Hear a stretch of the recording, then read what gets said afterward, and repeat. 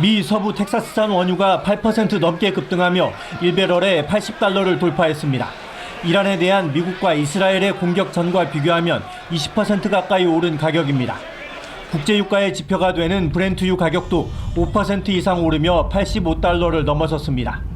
전날 유가는 이란의 미 중앙정보부 CIA 접촉설이 번지며 다소 진정세를 보였습니다. 하지만 이란은 미국의 휴전이나 협상을 요청한 사실이 없다며 관련 보도를 부인했습니다. 이런 가운데 현지 시각으로 5일 새벽 호르무즈 해협에서 다소 떨어진 곳에 정박해 있던 유조선 한 척이 피격당했습니다.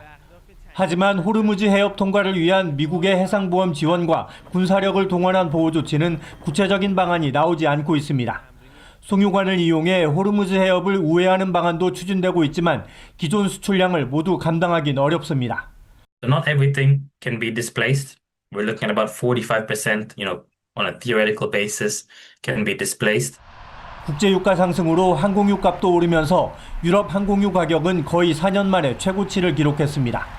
또 중동발 항공유 운송량이 급감하며 연료 부족으로 항공편 운항에도 혼란이 빚어지고 있습니다. 인플레이션 우려도 커지고 있습니다. 미 10년 만기 국채 등 채권값이 내렸고 뉴욕 주식시장의 3대 지수도 일제히 하락했습니다. 달러화는 강세를 보이며 달러화에 대한 원화 환율이 20원 넘게 급등했습니다. 뉴욕에서 KBS 뉴스 박일중입니다. 봉쇄된 호르무즈 해협에 우리나라 원유 운반선 7척이 갇힌 거로 파악됐습니다. 이 중 대형 원유선 3척에는 우리나라 석유 하루 소비량에 맞먹는 200만 배럴씩 실렸습니다. 원유 수급에 차질이 예상되면서 국내 주유소 휘발유 가격은 3년 7개월 만에 1,800원대를 돌파했습니다. 국제 유가가 반영되기도 전에 불안 심리로 주유 수요가 늘자 가격부터 올린 겁니다. 이재명 대통령은 일종의 바가지 요금이라며 강하게 질타했습니다. 매점 매석, 폭리를 취하려는 시도는 강력 단속하겠다고 경고했습니다. 아침, 점심, 저녁에 가격이 다르다고 하고 심지어는 한 리터당 200원 가까이 올리는 곳도 있다고 합니다. 담합 조사도 필요하지만 당장의 제재 조치를 찾으라며 최고 가격 지정 검토를 지시했습니다. 지정을 어겨서 얻는 이익은 환수한다. 그럼 현재 상태로 할 수 있는 건 가격 지정을 빨리 하는 거네요. 과거에는 보니까 석탄, 연탄 등을 아주 예외적으로 운영한 사례가 있습니다. 네. 지금도 예외적 상황이니까 네. 지역별로, 네. 유류 종별로 네. 좀 현실적인 최고 가격을 신속하게 지정을 하도록 하십시오. 정부는 범부처 석유시장 점검반을 가동해 오늘부터 주유소 암행 단속 등 특별 기획 검사에 나섭니다. KBS 뉴스 이희연입니다. 호르무즈 해협 통항이 사실상 봉쇄된 상황.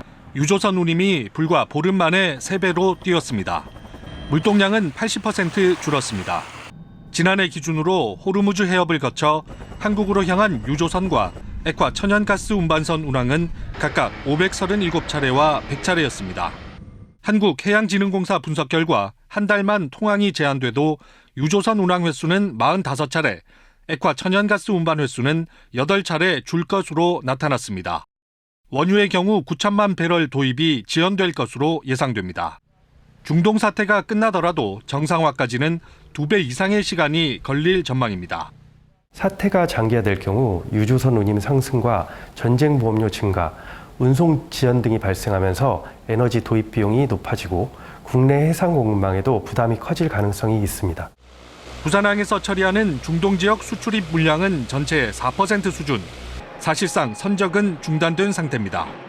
일부는 이제 할증료를 부과를 한다든지, 또 일부 선사는 주의보를 발령한다든지, 또 일부 선사 아예 이제 예약을 받지 않고 있고.